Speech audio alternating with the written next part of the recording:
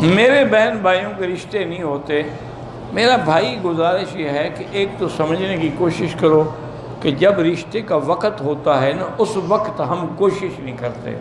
او جی لڑکی پڑھ رہی ہے, او جی لڑکا پڑھ رہا ہے, جب عمر زیادہ ہو جاتی پھر رشتے نہیں آتے. ایک قاعدہ. اسی لیے ہمارے دیہاتوں میں پہلے یہی رواج تھا کہ لڑکی لڑکا بالغ ہوئے بس فوراً رشتہ کرو, چاہے وہ 15 سال میں بالغ ہو جائیں, چاہے 16 سال میں ہو جائیں, چاہے جب بالغ ہو. میرے خود والد صاحب کو یہ رشتہ ہوا نا, میرے جو نانا مرحوم تھے نا بہت بڑے عالم تھے.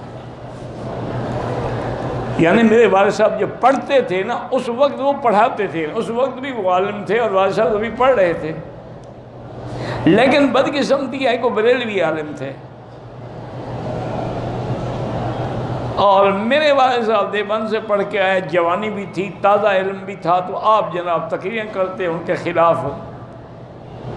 اور وہ اتنے بڑے عالم تھے اور متقی پرہیزگار اور اتنا خوبصورت آدمی تھا. میں نے تو نہیں دیکھا اپنے نانا کو, لوگ کہتے ہیں جو زندہ ہے وہ کہتے ہیں کہ حضرت کپڑا سر پہ چہرے پہ ڈال کے بیٹھتے تھے, باہر جاتے تھے تو ایسے تھوڑا سا کپڑا کھینچ دیتے تھے چادر کا کہ کوئی لڑکی یا عورت دیکھ کے فتنے میں مبتلا نہ ہو جائے.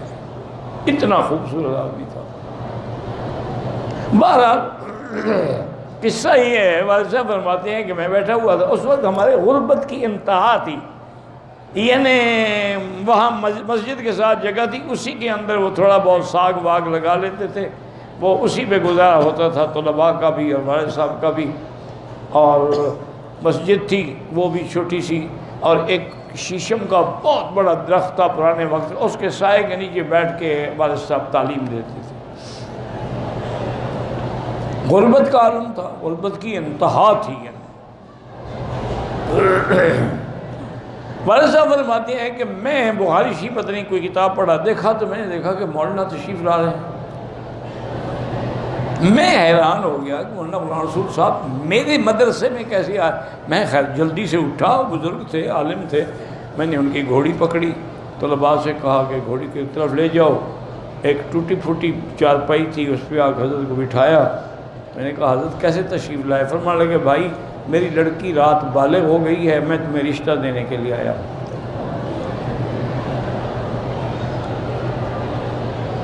میں نے کہا حضرت کیا کہہ رہے ہیں آپ, ٹھیک ہیں, ہوش میں ہیں؟ کیوں, کیا ہو گیا؟ میں نے کہا حضرت آپ تو مجھے کافر کہتے ہیں کہ دیوبندی ہے اور یہ کافر ہے اور یہ وہابی ہے, کافر کو لڑکی دینے آئے ہیں آپ؟ کہہ رہے شرم نہیں آتی, میں تمہارے پاس چل کے آیا ہوں, اب میں اپنی لڑکی کسی جاہل کو دے دوں, ٹھیک ہے تم وہابی ہو تو ہوتے رہو. لڑکی تو میں نے عالم کو دینی ہے نا کسی کو, اور یہاں اور عالم ہے کوئی نہیں, بس کل آ جاؤ اور نکاح کر کے اپنی بیوی کو لے جاؤ. یہ لوگ تھے. حالانکہ اس وقت بھی ہمارے نانا جو تھے وہ اس زمانے کے لکھ پتی لوگوں میں شمار ہوتے تھے. لاکھوں روپے انہوں نے لوگوں کو دیے ہوئے تھے تجارت کے لیے. الحمدللہ اکثر تو کھا گئے, کسی نے شاید واپس بھی کر دیے ہوں, جو ہم نے سنا ہے, اور ہمیں تو پتہ کوئی نہیں ہے. تو اصل میرا بھائی یہی ہے کہ لڑکی بالغ ہو, لڑکا بالغ ہو, شادی کر دو, کوئی جھگڑا نہیں ہوگا.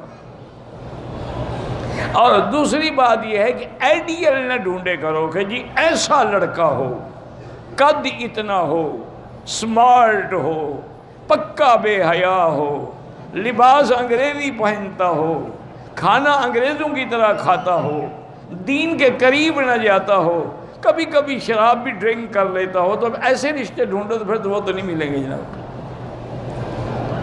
اسی لیے وہ بھی ایسی لڑکیاں ڈھونڈتے ہیں کہ جو ہمارے ہاتھ میں ہاتھ دے کے بازاروں میں جائیں, شام کو کلب میں جائیں, شام کو ڈانس کریں, اور ہمارے ساتھ بیٹھ کے ہوٹلوں پہ کھانے کھائیں, ہمارے دوستوں کو انٹرٹین کریں. وہ بھی ایسی عورتیں ڈھونڈتے ہیں. الخبیثات للخبیثین والخبیثون للخبیثات. قرآن ہے کہ بری عورتیں جو ہیں وہ برے مرد ڈھونڈتی ہیں, اور برے مرد جو ہیں بری عورتیں ڈھونڈتی ہیں. یہ تو اللہ کا قرآن ہے. تو اس لیے یہ رشتے نہیں ہوتے میرے عزیز. باقی اب اس کا علاج کیا ہے؟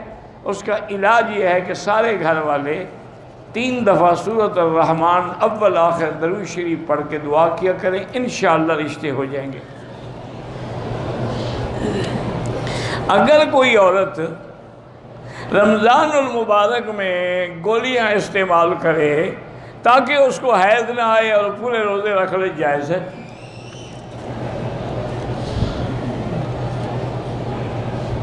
میری بہن ڈاکٹر بن رہی ہے، دعا کریں اللہ کامیاب کرے۔ وظیفہ یہی ہے کہ محنت کرو، یہ مولویوں کے وظیفے تمہارے کام نہیں آئیں گے، تمہارا پڑھا ہوا تمہارے کام آئے گا۔ جتنی محنت کرو گی نا کامیاب ہوگی۔ وظیفوں سے پاس ہوتے تو پھر مدرسے کھلوانے کی کیا ضرورت تھی؟ سارے لوگ گھر میں بیٹھ کے وظیفے پڑھتے رہتے، بچے خود بخود پڑھ جاتے ہیں۔ یہ تو ہے کہ ویسے علم کے بڑھانے کے لیے رب زدنی علما، چونکہ یہ اللہ کا حکم ہے نبی کو قرآن میں، وَقُلْ رَبِّ زِدْنِي عِلْمًا، رب زدنی علما، رب زدنی علما، یہ پڑھا کرو انشاءاللہ آسانی ہوگی۔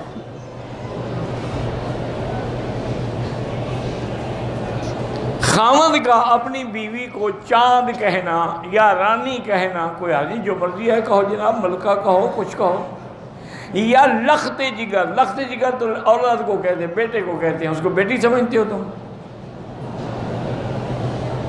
ویسے جگر کہہ دیا کرو، لخت جگر ضروری کہنا ہے؟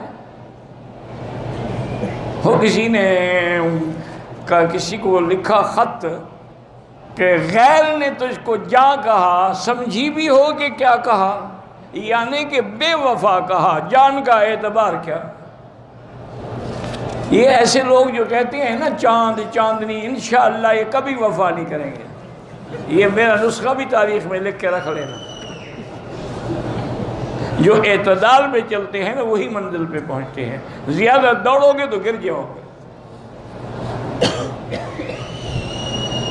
میرے خامد حافظ قرآن ہے، ان کو قرآن بھول گیا ہے۔ قرآن پڑھ کے بھلا دینا گناہ کبیرہ ہے، توبہ کرو اور پھر کسی اچھے قاری کے پاس بیٹھ کے دوبارہ یاد کرنے کی کوشش کرو، کرتے رہو، نہ ہو یاد، لیکن تم تو نہ چھوڑو نا۔ خامد کے ماموں سے بھی پردہ ہے، ہاں جی پردہ ہے، خامد کے چاچے اس سے بھی پردہ ہے، خامد کے بھائی سے بھی پردہ ہے، چاچا ماموں تو دور کی بات ہے۔